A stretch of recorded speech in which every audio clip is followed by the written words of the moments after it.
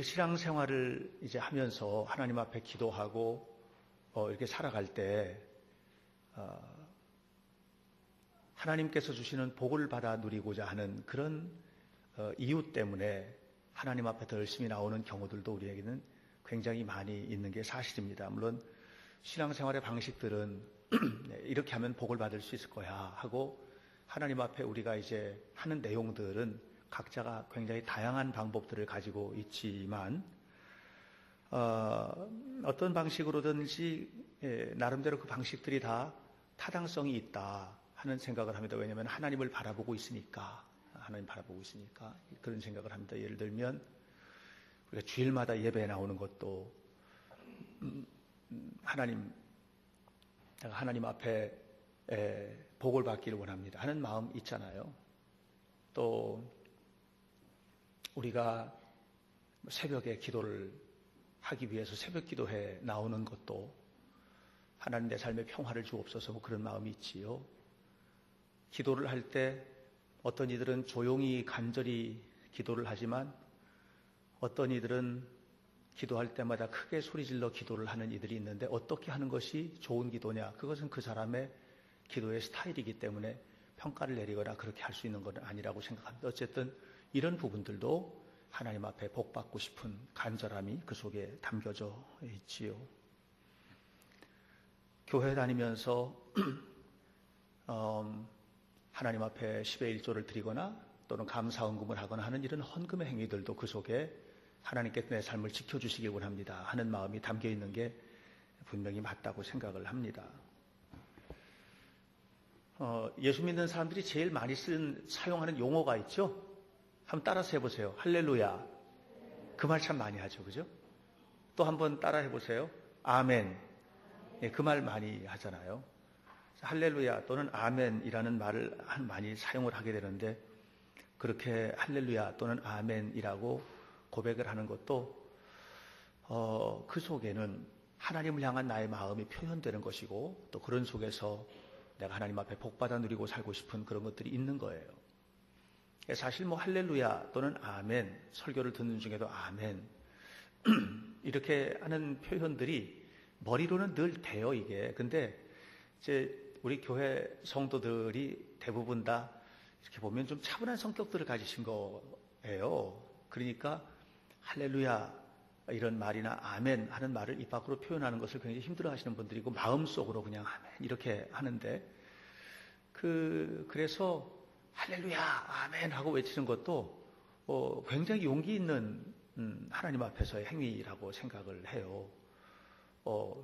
머리로는 늘 기도도 해야지, 예배도 잘 드려야지, 뭐 헌신도 해야지, 봉사도 해야지 하는 그런 생각들을 하고 있지만 이게 머리 가지고는 안 되거든요. 가슴이 뜨겁게 움직여져야 하는 거죠. 그래서 가슴이 움직여야 하고 그리고 손과 발이 움직여지면 이제 하나님 앞에서 우리가 신앙생활을 나름대로의 다양한 방식을 가지고 하나님께서 원하시는 신앙생활을 내가 해나간다 이렇게 이야기할 수 있습니다. 굉장히 유명하신 분 가운데 한 분이 우리나라의 석학이신데 그분이 그랬대요. 예수 믿으면서 새벽기도 새벽마다 저렇게 교회를 나갈 필요가 있나? 또 예수 믿는 사람들이 왜 저렇게 고래고래 고함 질리면서 기도하나? 좀 조용히 하면 될걸. 광신자들이야. 좀 지나쳐. 이렇게 했는데 그분이 예수를 믿고 세례를 받았어요. 세례를 받고 신앙생활을 시작을 하는데 자기도 새벽기도 와 있고요. 자기도 큰 소리로 기도를 하더래요. 이어령 선생님 얘기하는 겁니다. 지금 이어령 선생님. 그러니까 이게 머리로는 안 돼요. 또 머리로 이해가 돼도 이것이 손과 발로 움직여지는 일이라는 게 이게 은혜의 역사다 하는 생각을 합니다. 우리 성도들이 은혜를 많이 받고 하나님 앞에 살아가시기를 주의 이름으로 축원합니다. 신명기 28장 말씀 우리 너무 잘 알고 있는 말씀이에요. 28장 1절부터 15절까지 14절까지의 내용에서 이제 어떻게 하면 복을 받을지 또 15절부터 마지막 절까지는 저주받는다는 것은 뭔지에 대한 이야기를 하고 있어요. 두 종류의 길을 우리에게 알려주고 있어요. 생명의 길과 죽음의 길이에요. 복의 길과 저주의 길이에요. 이 두 종류의 길이 신명기 28장에 담겨져 있어요. 그런데 이 길을 걸어가는 것은 뭐냐면 하나님의 말씀을 받고 그 말씀에 대해서 내가 어떻게 반응하느냐 하는 것과 연결되어 있어요. 그러니까 우리가 신앙생활을 하면서도 복 받는 것이 뭐냐, 하나님께서 이미 주셨지만 그 복을 나의 복으로 받는 것도 나고요. 또 그 복이 나의 것이 안 되고 오늘 성경 표현 그대로 하면 저주된 인생으로 살아가는 것도 결국은 내가 하는 거라는 얘기를 지금 하고 있어요. 하나님께서 우리를 이끌어 가시는 삶을 살고 있고 또 우리가 하나님 앞에 바르게 믿음으로 하나님 앞에 행한다면 우리 모두 복을 받아야 되겠죠. 그죠? 여러분들 모두 다 복 받고 살아가시기를 주의 이름으로 축원합니다. 그래서 이 하나님의 말씀을 듣고 신앙적으로 내가 어떻게 반응하느냐 하는 것이 생명의 길, 복의 길로 가기도 하고 또 사망의 길, 저주의 길로 빠지기도 하는데 이것이 바로 신명기가 말하는 보응 사상이에요. 보응이 뭔지 아시죠? 보응이라는 것은 보답받는다 뭐 이런 뜻이잖아요. 예, 그게 신명기적인 보응 사상이에요. 근데 이 신명기 안에 나와 있는 보응 사상, 복 받고 복을 받지 못하고 하는 이런 보응 사상의 핵심이 뭐냐? 하나님의 말씀이에요. 그리고 그 하나님의 말씀에 내가 어떻게 반응하고 사느냐라고 하는 거예요. 그래서 하나님의 말씀과 하나님의 말씀에 대한 반응, 이것이 나에게 생명과 복이라는 보응으로 이끌어주기도 하고 또는 사망과 저주라는 정말 원치 않는 방향으로 우리가 가게도 된다는 것입니다. 그러면 오늘 신명기 28장에서 말하고 있는 복받는 길이라는 게 뭔지 한번 잠깐만 살펴보도록 할게요. 신명기 28장을 보면 1절부터 14절까지의 내용에서 이제 복에 관한 이야기를 하고 있거든요. 자, 우리가 함께 좀 조금만 읽어보도록 할까요? 신명기 28장 1절부터 2절까지 1절만 읽죠. 1절만 한번 읽어 시작. 내가 내 하나님 여호와의 말씀을 삼가 듣고 내가 오늘 내게 명령하는 그의 모든 명령을 지켜 행하면 내 하나님 여호와께서 너를 세계 모든 민족 위에 뛰어나게 하실 것이라. 아멘. 하나님을 사랑하고 또 하나님의 말씀을 붙들고 삶으로 표현하는 사람들에게 복을 주시겠다는 거예요. 1절부터 6절까지에는 우리가 살아가는 모든 삶의 부분을 이야기하고 있어요. 복을 주겠다는 거예요. 그 다음에 7절에서는 군사적으로 전쟁에 나가서 복을 주겠다는 거예요. 그 다음에 8절부터 14절까지에서는 민족 전체가 공동체적으로 복을 받게 되겠다는 거예요. 그러니까 이것은 무슨 얘기냐면 1절부터 6절까지 내용에서 개인의 복을 다루어요. 개인의 복. 그리고 7절에서는 군사적인 복을 다뤄요. 아무도 쳐들어오지 못하게 하겠다는 이 민족을. 그 다음에 8절부터 14절까지는 민족적인 공동체의 복을 말하는 거예요.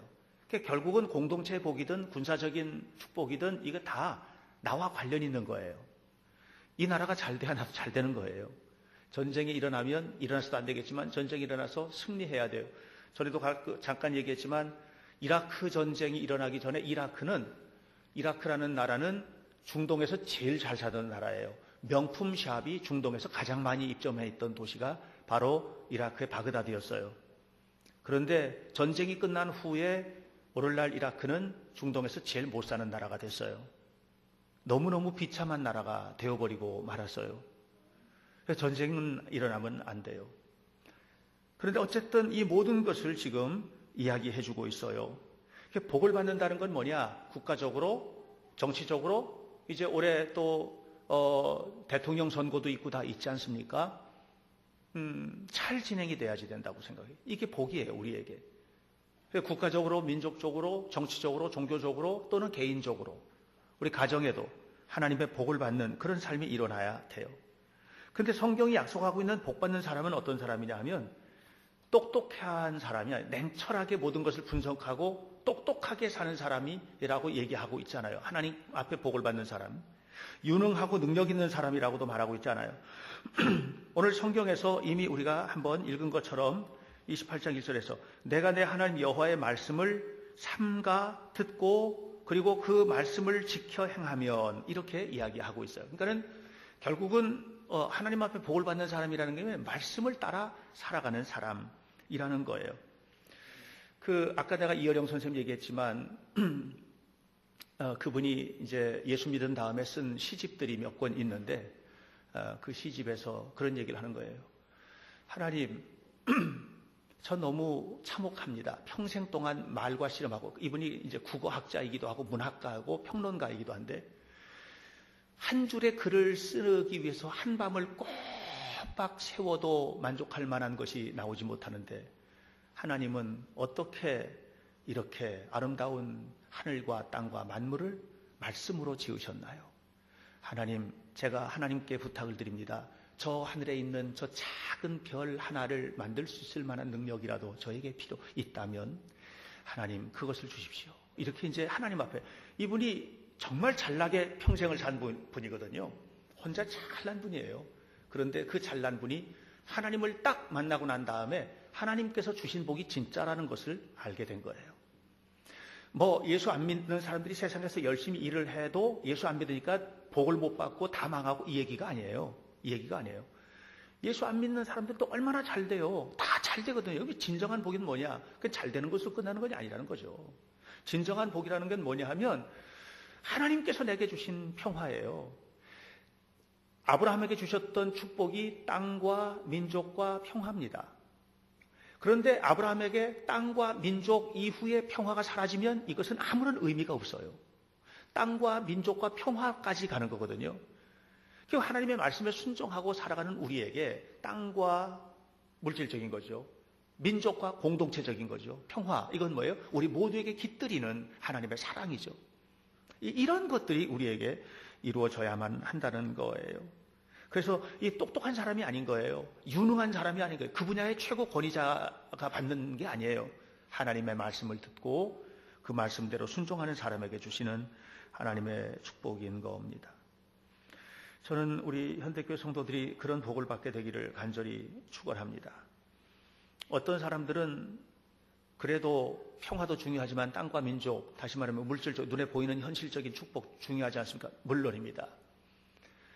하나님은 그 부분을 절대로 외면하지 않으시죠.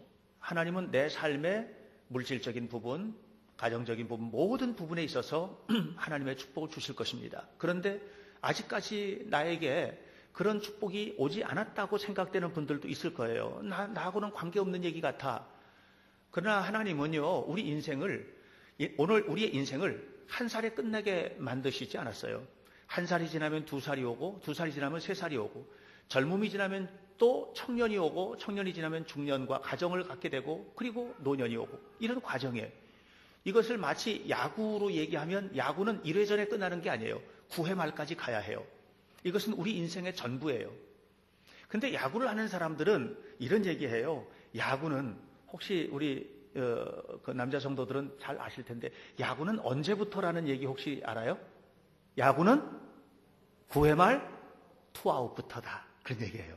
실제로 9회 말 투아웃, 아웃 카운트 하나만 잡으면 끝나요. 그 수많은 아웃 카운트를 잡았어요. 이제 9회 말 1, 2, 3 아웃까지 하면 끝나요. 근데 투아웃이 됐어. 하나밖에 안 남았어. 이거 끝나는 거예요. 근데 거기에서 뒤집혀서 역전되는 역전 드라마를 저는 너무 많이 봤어요. 그래서 요기 베라라는 뉴욕 양키즈의 전설적인 포수입니다. 키가 작아요. 172인가 3인가 밖에 안 돼요. 키가 아주 작아요. 미국 사람 키로 172, 173 요 정도면 굉장히 작은 키입니다. 그것도 야구 선수에게서. 그 키를 가지고 그는 대단한 일을 했어요. 뉴욕 양키즈에 17년 동안 머물렀는데 17년 동안 있으면서 10번의 월드 시리즈 우승을 일궈낸 사람이 바로 요기 베라입니다. 대단한 인물이고요. 그가 월드 시리즈에 나갔을 때 연속 안타를 어마어마하게 쳐대고 했던 그런 아주 강타자이기도 했던 그런 사람이에요. 그분이 했던 유명한 말 가운데 하나가 이런 말이 있어요. It ain't over. 아직 끝난 게 아니에요. Till it's over. 다 끝나기 전까지는 아직 끝난 게 아니에요. 그런 얘기를 했어요. 지금 내 삶에 힘든 부분이 있죠. 여러분들 가운데서도 정신적으로나 또는 영적으로나 정서적으로나 물질적으로나 힘든 부분들이 있을 수도 있을 거예요. 저도 마찬가지고 여러분들도 다 마찬가지. 세상에 살고 있으니까. 그거 없는 사람이 어디 있어요? 죽는 날까지 있을 거예요. 그러나 분명히 아셔야 돼요. 아직 우리의 인생은 끝난 게 아니에요. 하나님의 기회가 옵니다. 경제적으로 건강해도 물질적으로 모든 면에 있어서 하나님의 축복이 여러분 가운데 다가올 것을 저는 믿습니다. 우리 현대교회 성도들 모두가 다 하나님이 주시는 복을 받아서 최고의 행복과 최고의 축복과 또 최고의 인생을 살아가게 되기를 주의 이름으로 축원합니다. 그러려면 오늘 성경 1절은 이렇게 말합니다. 우리 다 같이 1절 다시 한번 읽어요. 다 함께 시작. 내가 내 하나님 여호와의 말씀을 삼가 듣고 내가 오늘 내게 명령하는 그의 모든 명령을 지켜 행하면 내 하나님 여호와께서 너를 세계 모든 민족 위에 뛰어나게 하실 것이라. 할렐루야. 복받는 길에 선다는 것은 뭐냐? 하나님의 말씀을 듣고 그 말씀대로 순종하며 사는 것입니다. 그럼 저주받는다는 것은 그럼 뭘까? 저주받는다는 것은 신명기 28장 15절부터는 저주의 목록들이 기록되어 있습니다. 이 목록들을 보면 가난, 실패 또는 일상생활에서 겪는 불행, 불운, 질병, 사고, 재난 굉장히 많은 내용들이 여기에는 기록되어 있는데요. 이 말씀을 쭉 읽다가 너무 무섭다는 생각을 제가 하게 됐어요. 그런데 이렇게 되는 이유가 뭐냐? 이렇게 무서운 재난을 받게 되는 그 원인이 뭘까? 오늘 성경은 15절에서 이렇게 말을 하고 있죠. 15절도 우리 함께 읽어보겠습니다. 다 함께 15절을 시작. 내가 만일 내 하나님 여호와의 말씀을 순종하지 아니하여 내가 오늘 내게 명령하는 그의 모든 명령과 규례를 지켜 행하지 아니하면 이 모든 저주가 내게 임할 것이며 내게 이를 것이니 하면서 들에서도 집에서도 광주리의 떡반죽 그릇도 내 몸의 소생도 내 토지의 소산도 하면서 쭉 얘기를 하고 있어요. 너무 무서운 얘기라는 생각을 했습니다. 우리 교회 성도들은 다 이런 위치에 서서는 안 되겠다. 모두 다 복을 받고 살아야지. 모두 다 우리 아이들도 우리 성도님들도 또 우리 교회 노인들도 다 복을 받고 살아야지 하는 생각을 하게 됩니다. 우리가 하나님이 주신 축복된 삶을 저주로 바꿔서는 안 됩니다. 그런데 이 저주로 받아들이지 않기 위해서 우리가 해야 될 일은 뭐냐 하면 하나님의 말씀을 어긋나게 살지 않는 거예요. 하나님의 말씀을 따라서 살아가는 거예요. 쉽지 않죠. 하나님의 말씀대로 사는 것이 쉬운 일은 결코 아니에요. 그러나 그렇게 살아야 해요. 훈련이 필요해요. 예배도 훈련이에요. 성경 공부도 훈련이고 또 우리 청소년 교회 토요일 날 프로그램에 나와서 함께 하는 것도 훈련이에요. 선생님들은 좋은 훈련을 시키도록 아이들과 함께 공동체를 이루어야 하고요. 훈련받은 병사가 전쟁에 나가면 생명을 유지할 수 있어요. 이번에 올림픽 경기를 하는데 올림픽 경기에서 승리하는 비결이 저는 두 가지라고 봤어요. 신앙을 떠나서 두 가지예요. 하나는 뭐냐 하면 훈련이에요. 훈련 속에는 개인의 훈련, 공동체 훈련이 함께 포함되어 있어요. 훈련이에요. 두 번째는 정신력이에요. 축구를 이겼죠? 축구를 이겼어요. 정신력과 단합된 조직력을 일본 세밀한 축구가 따라오지 못한 거예요. 그 정도 나갈 정도 되면 실력은 어떻게 생각하면 엇비슷해요. 결국은 중요한 게 뭐냐면 정신력이거든요. 어떻게 할 거냐? 정신력이죠. 어저께 배구를 했는데 한일전이 또 벌어졌어요. 저는요, 당연히 이길 거라고 생각했어요. 왜냐하면 최강의 팀들을 다 이겼어요. 브라질도 이기고 이탈리아도 이기고 미국과도 굉장히 접전을 하면서 3대0으로 졌지만 내용상으로는 그냥 완패당했다라고 생각하기 어려운, 근데 일본에게 3대0으로 졌어요. 그것은 그 경기에 임하는 자세가 좀 달랐다 하는 생각을 저는 하게 돼요. 여러분, 우리가 쉽지 않죠. 하나님의 말씀대로 훈련받는다는 게요, 온갖 것들을 겪어야 돼요. 온갖 것들을 넘어서야 해요. 쉽지 않아요. 근데 훈련받아야 해요.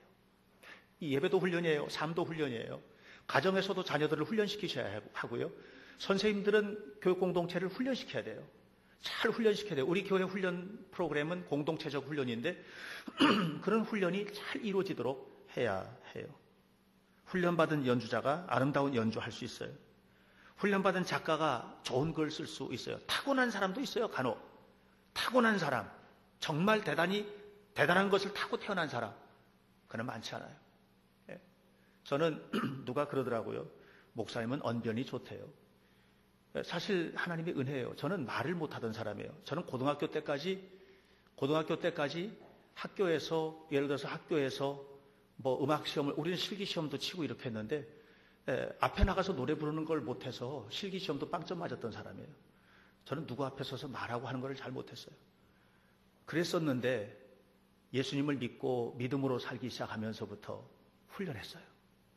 저는 처음 설교를 이제 개척교회를 시작을 하고 설교를 할 때는, 그때는 이런 컴퓨터가 없잖아요. 다 썼죠. 엄청나게 많은 글을 썼어요. 그리고 그걸 잘못되면 또 찢어서 또 쓰고, 그리고 다 완성된 원고를 가지고 여기서는 크게 하자, 여기는 조그맣게 하자, 여기는 호흡을 좀 길게 하라, 이런 것까지 표시해가면서 토요일 날 2시간씩 연습하고 했었어요. 그런 거죠. 그냥 되는 것은 아무것도 없는 겁니다. 학생들이 최선을 다해서 해야 될 건 뭐냐면 공부하는 거죠. 목사님같이 나이 든 사람도 요즘에 거의 하루에 책 한 권 정도를 읽으려고 애를 써요. 쉬운 일이 아니에요.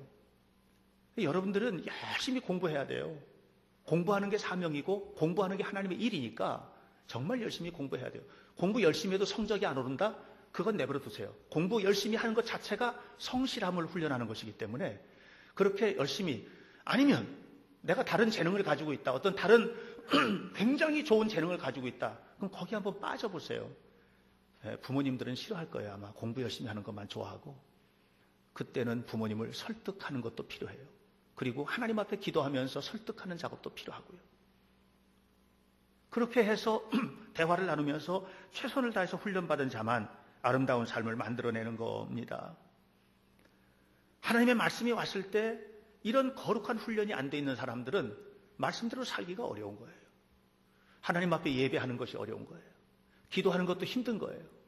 그러니까 어디로 가요? 결국은 자기만의 세계로 빠져요. 이것을 성경은 저주스러운 인생이다, 이렇게 이야기하고 있는 겁니다. 하나님은 우리를 때때로 고난과 고통의 탈곡기 속에 넣고 돌리기도 하십니다. 그 탈곡기라는 말, 영어로 thrash라고 하는데, 환란을 요동친다라는 말을, 그런데 탈곡기를 thrash라고 합니다. 같은 의미예요. 탈곡기가 뭐예요? 그 안에 곡식을 집어넣고 막 돌려가지고 뭐 하는 거냐면 쌀 껍질 다 벗겨내는 거예요. 탈곡기죠. 또 막 돌리면서 쌀을 쳐서 쌀 알갱이를 떨어내는 거죠. 탈곡기죠. 탈곡기는 뭐냐? 환란을 상징해요. 환란. 여러분 탈곡기 속에 들어가 보신 적 있으세요? 어떠세요? 우리 어린 친구들도 저 아이들이 자기 나름대로 해석을 하기는 어렵지만 탈곡기 속에 들어가 본 경험들이 다 있을 거예요. 너무 힘들고 고난의 문제들, 탈곡기 속에 들어간 거예요. 탈곡기 속에 들어갔을 때 그 속에서 껍질이 떨어져 나오고 벗겨지고 하는 온갖 고통을 겪지만, 그래야 거기서 뭐예요? 먹을 음식이 될 수 있는 쌀알이 나오는 거예요. 그러면 탈곡기는 저주가 아니에요. 탈곡기에 들어갔을 때 사람들의 선택은 두 가지로 갑니다. 하나는 이 탈곡기를 저주로 받는 인생과 탈곡기를 하나님의 기회로 받는 인생이에요. 저는 우리 성도들 한 사람 한 사람이 건강한 탈곡 작업을 통해서 세상적인 것들이 하나씩 벗겨지고 하나님의 은혜 안에 세워져 가는 성도들이 되시기를 간절히 축원합니다. 예. 탈곡기 속에서 과연 나는 망가지는 존재가 될 거냐? 아니면 탈곡기 속에서 나는 사람들을 유익하게 하는 쌀알로 바뀌어져서 나올 거냐? 이건 누구냐면 내가 택하는 거예요. 아무도 주지 않아요. 내가 택하는 거예요. 저도 많은 탈곡기 속에를 들어가 봤어요. 다음 주일날 오후 3시면 또 다른 탈곡기 속에 들어가요. 수술을 받는 이제 날이 다음 주 월요일이거든요. 이번 말고 다음 주 월요일 날 수술을 받게 돼요. 그래서 내 인생에 굉장히 그 중요한 탈곡 작업이 몇 번 있었어요. 물론 수시로 그런 일들이 있어요. 나를 돌아보고 참 부끄럽다라든가 아니면 내가 좀 잘못 행동했구나라든가 이런 것들을 되돌아볼 수 있는 그런 탈곡기를 하나님은 참 많이 주셨어요. 근데 그런 탈곡 작업이 이루어질 때마다 내 나름대로는 무슨 생각을 했냐면 하나님의 축복이다 하는 생각을 했지 나한테 왜 이런 고난을 주셨나 이렇게 생각해 보지는 않았어요. 물론 why me? 하나님 왜 나에게입니까? 하는 질문을 안 했다면 거짓말이죠. 그러나 그것에 대한 대답은 언제나 신앙적으로 왔어요. 사랑하는 성도 여러분, 사실 우리 교회는 그런 큰 수술 받으신 분들도 여러분, 암 수술 받으신 분들도 계시고, 또 장기를 이식 받으신 분들도 계시고, 또 심장이 문제가 있어가지고 심장의 혈관을 뚫기 위해서 가슴을 열었던 규호도 있고, 다 있지요. 그래서 저는 이제 개인적으로는 또 축복이라고 생각을 하고 있어요. 하나님 주신 소중한 기회다. 예. 이 탈곡기를 통해서 내 목회 후반부, 내 인생의 이제 마지막 정리를 어떻게 해야 될지에 대해서 목사님들 나이가 적지 않잖아요. 이제 57이니까 이제 60이 가까웠고 그러면 이제 내가 평생 영원히 살 사람이 아니기 때문에 이제 그런 속에서 나에게 주는 의미가 뭔가 최근에 1년의 여러 가지 사건들을 통해서 많이 묵상하고 많이 회개하고 많이 이렇게 하나님 앞에 서 있어요. 사랑하는 여러분, 우리가 환난 속에 있을 때 오늘 이 신명기가 말하고 있는 28장이 말하고 있는 이런 내용들 속에 있을 때 그 속에서 우리는 항상 자신을 돌아보는 그런 삶의 태도를 갖는 것이 매우 중요합니다. 우리 모두는 다 결론으로 말씀드립니다. 두 종류의 길 앞에 서 있습니다. 하나는 복받는 길, 또 하나는 저주받는 길입니다. 이 복받는 길과 저주받는 길, 이것을 통해서 신명기 역사가를 기록한 모세 또는 신명기 역사가들은 뭘 얘기하고 있느냐 하면 하나님의 말씀을 되새김질하라는 거예요. 이것은 인과응보 사상이 아니에요. 네가 그렇게 심었으니까 그렇게 거둔 거지. 이거 얘기하는 게 아니에요. 네가 나쁘게 했으니까 저주가 온 거야. 네가 잘했으니까 복 받은 거야. 이게 아니에요. 이거는 심는 것을 거두는 이게 세상적인 원리예요. 성경은 그게 아니에요. 인과응보가 아니에요. 오늘 이 신명기 28장을 통해서 자신을 돌아보라는 거예요. 자신을. 하나님의 말씀 앞에서 내가 어떻게 살았는지 하는 것을 돌아보라는 거예요. 하나님이 막 책망하고 너가 그렇게 했으니까 그따위로 된 거지 하고 이 얘기하는 게 아니에요. 지금 돌아보고 내가 하나님의 말씀 그 말씀대로 살았나 하는 것을 얘기하면서 동시에 하나님은 그렇구나. 내가 하나님의 약속의 말씀대로 살았어야 되는데 그렇게 못 살았구나. 하나님은 정말 진실하신 하나님이로구나. 내가 하나님의 말씀대로 살아야지 하는 것을 깨닫고 그 말씀대로 살도록 이끌어주시는 삶의 원리예요. 그러니까 신명기 28장은 복을 받은 사람이든 저주를 받은 사람이든 복을 받았으면 내가 이렇게 잘해서 복을 받았어. 이게 아니에요. 내가 이렇게 했더니 저주를 받았어. 이게 아니에요. 복을 받은 사람이든 저주 속에 있는 사람이든 간에 자신을 돌아보는 말씀의 안경을 쓰는 거예요. 그리고 이 안경을 가지고 초점을 맞춰서 보면 헤세드의 하나님을 봐요. 헤세드는 뭐냐? 인애의 하나님, 복 주시는 하나님이에요. 메살렘, 히브리 말로 메살렘, 이건 저주예요. 메살렘, 이건 저주예요. 그러니까 헤세드와 메살렘 사이에 뭐가 있냐? 쉘렘. 쉘렘은 뭐냐면 보응이에요. 보답이에요. 우리는 그 헤세드와 메살렘, 복과 저주 사이에 서 있는 거예요. 여기에서 내가 어떻게 갈 거냐 하는 것은 아무에게도 핑계할 수 없어요. 그것은 나의 문제인 겁니다.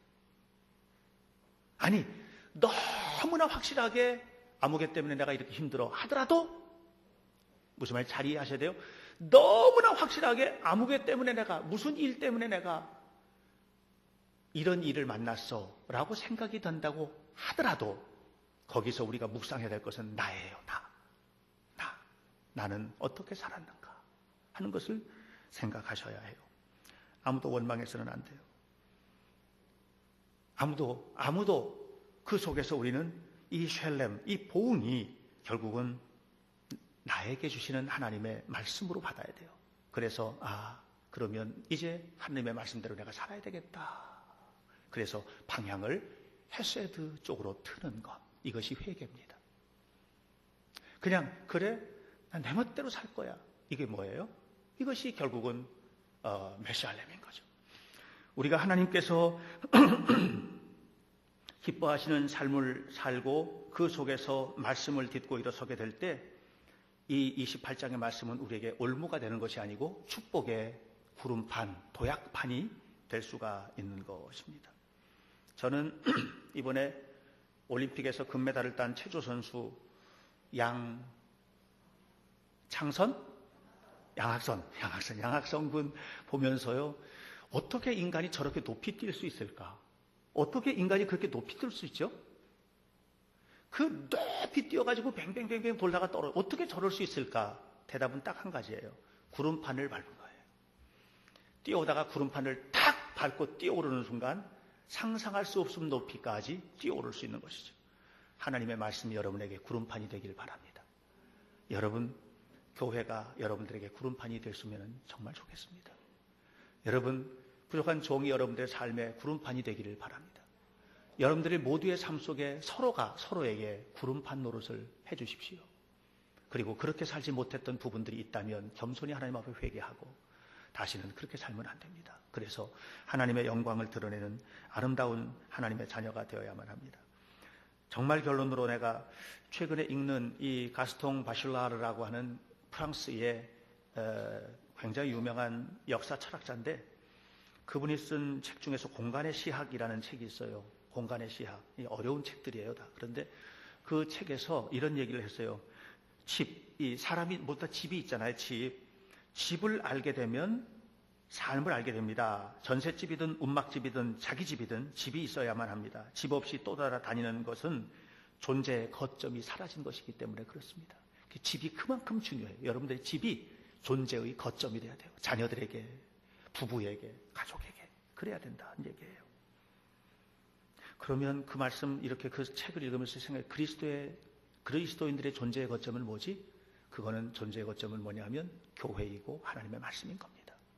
하나님의 말씀이 여러분에게 존재의 거점입니다. 주님 주신 생명의 길을 하나님의 말씀을 따라 걸으시기를 축복합니다. 그래서 하나님 앞에 복을 받고 우리 앞에 서 있는 이 두 종류의 삶, 두 종류의 길 앞에서 우리는 과연 어떤 길을 걸을 것인가? 예수님은 말씀하셨습니다. 넓은 길이 아니다. 좁은 길이다. 좁은 문이다. 그러나 그 길은 여러분을 생명으로 인도하는 길이다. 라고 말씀하셨어요. 우리 성도들 모두가 다 이 가을에, 이제 가을이라고 표현해도 될 것 같아요. 이제 가을이 들어섰으니까요. 아름다운 길을 걷고 하나님 앞에 복을 받는 성도들이 되시기를 간절히 축원합니다. 기도하겠습니다. 하나님의 은혜를 감사합니다. 우리의 삶을 통해서 하나님의 영광을 받으시고 축복하여 주시며 우리 앞에 있는 모든 삶을 살아갈 때 하나님의 크신 영광만 드러내는 아름다운 삶으로 하나님 앞에 세워지게 하옵소서. 모두 복받게 하시고 잘 되게 하옵소서. 예수님의 이름으로 기도하옵나이다. 아멘.